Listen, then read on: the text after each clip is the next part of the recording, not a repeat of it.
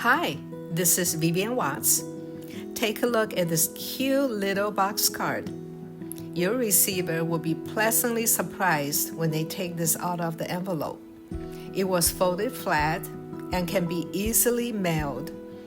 But once taken out, it becomes a 3D box card that can be displayed. Today I'm here to show you how to make them using your layered circle dies in your stash. Therefore, you don't have to purchase any kit, and there's no measurement to worry about.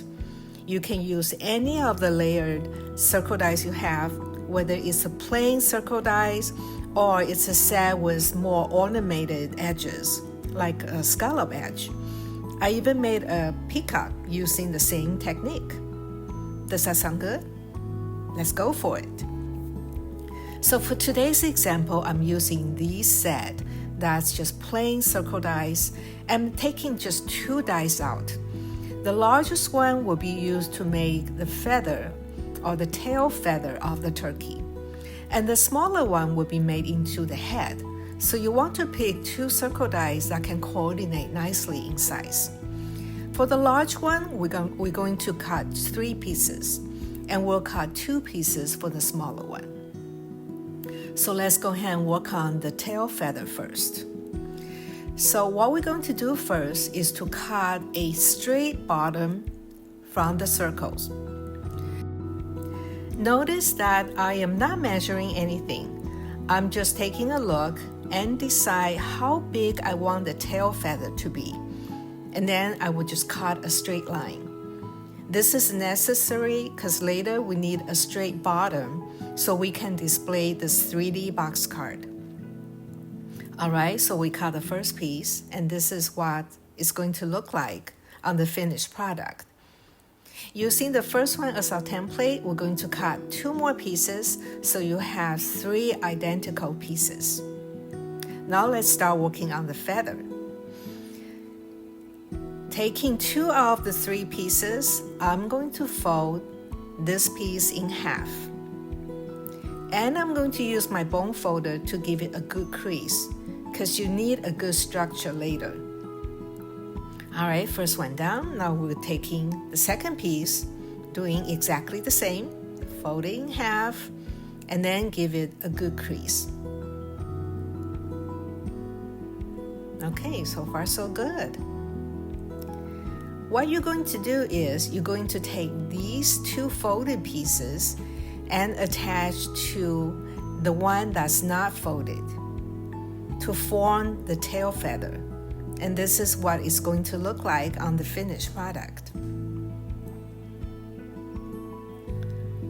Okay, now that we know where everything's supposed to be, we're going to apply glue and start putting these 3 pieces together.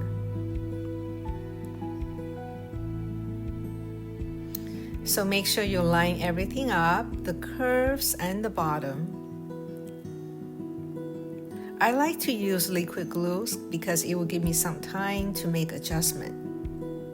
And I also like to do 1 piece at a time because the first piece will become my guide when I apply the second piece. It will just make it a little bit easier. Okay, so now we have the tail already made. Pretty easy, huh? The next one we want to work on is the body, which is a little box like that.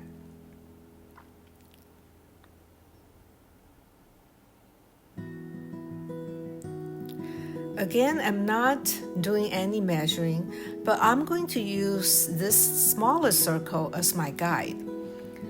So taking a piece of paper, I'm going to make a mark about the same width of the circle. Remember to make either the same width or smaller. You don't want to make it any bigger because we don't really want any shoulder on the turkey, because visually it will look cuter with just a big head and a smaller body. All right, so based on the mark, we're going to cut this piece of paper.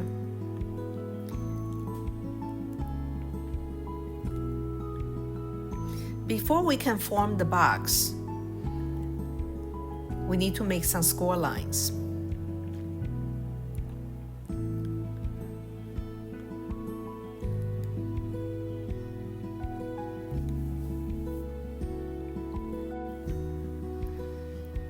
So using my scoring tool as my guide, my circle is about 1 5/8 inches wide. To make it easier, I'm just going to score at 1.5 because I need to make 4 score lines, and 1.5 is much easier to work with. So I'm scoring at 4 equal spaces, 1.5, 3, 4.5, and 6. Now I have 4 score lines, and I will be folding them into a box. Again, I'm using my bone folder to give it a good crease so I can form a good square shape. So folding along our score lines, I will soon be able to form a box.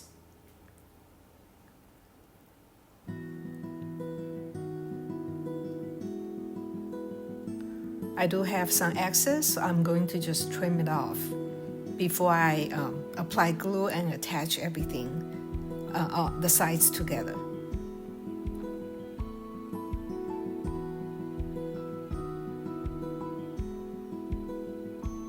There we go.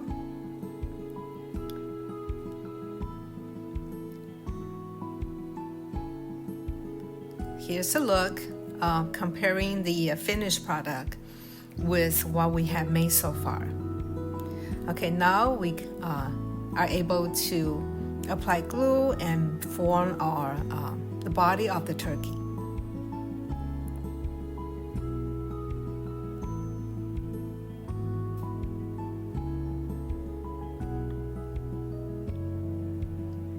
All right, now we have a box which will be attached later to our tail feathers, like so. But let's take a look at where everything should go at this point. You will have one circle to be the head of the turkey, like that. And then we're going to use the second circle piece to make the wings of the turkey. So let's go ahead and do that now. I'm going to fold this in half, and I'm using a bone folder to help me form the line, and then I will just cut it in half.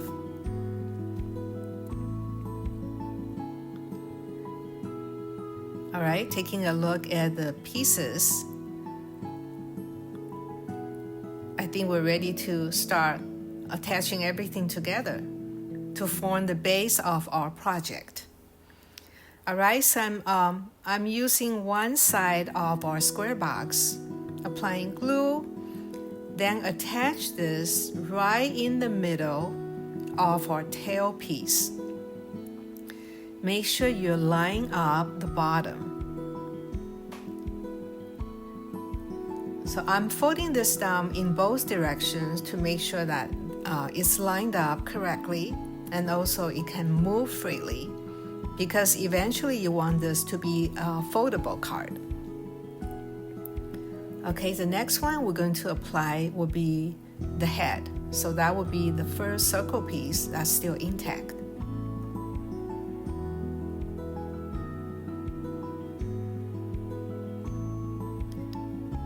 As you can see, you don't want the box or the body to be bigger than the box, because you really don't want a shoulder. So this is why I was able to kind of adjust the size when I make the box body.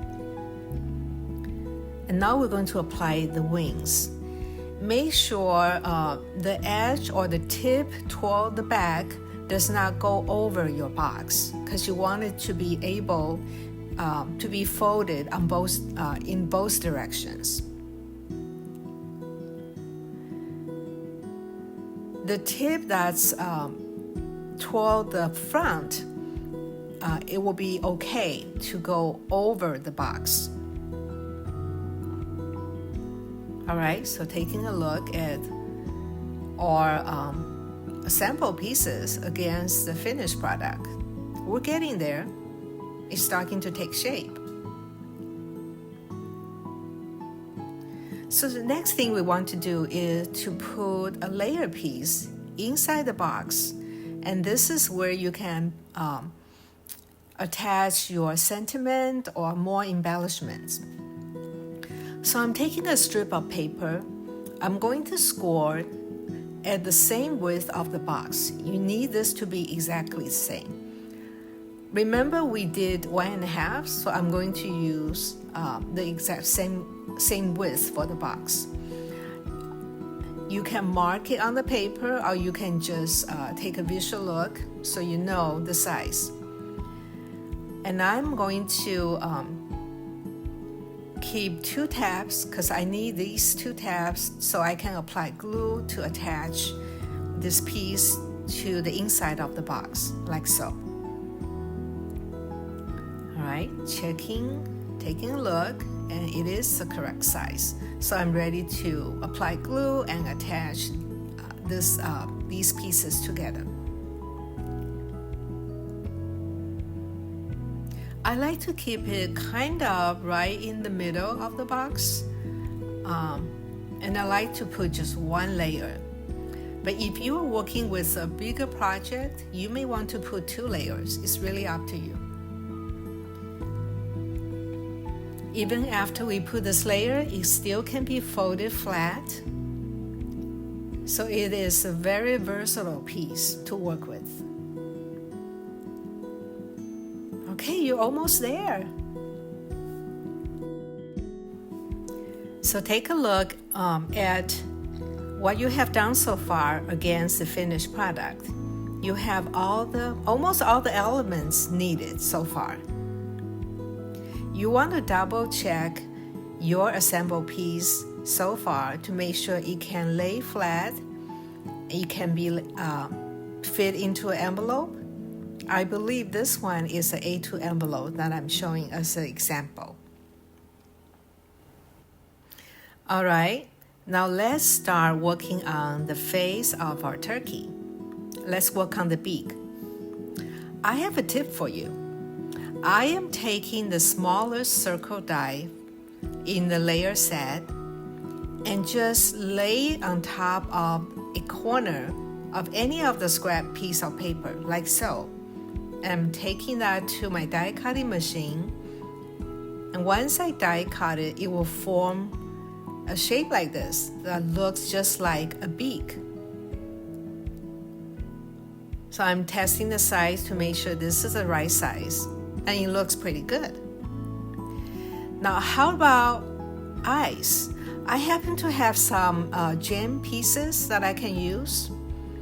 So I will be using this for the eyes of my project. If you don't have anything like this, you can just use markers to mark them, or die cut 2 small pieces from a black piece of paper to do so. There are tons of other ways to make little eyes. Now for the piece that's hanging from the beak, I think it's called a snoot. I could be wrong. I'm just going to draw it freehand, like so. It's not that difficult to do. It's basically just a very easy shape. And then I'm going to just fussy cut it. So I have my 2 pieces, the beak and this piece that's hanging. And it looks pretty good together. I know it's a little bit hard to see because I should have used different color paper, but hopefully you can still see it on the screen. So now I do have my the pieces, the elements for the face. You can probably see it better on the finished product.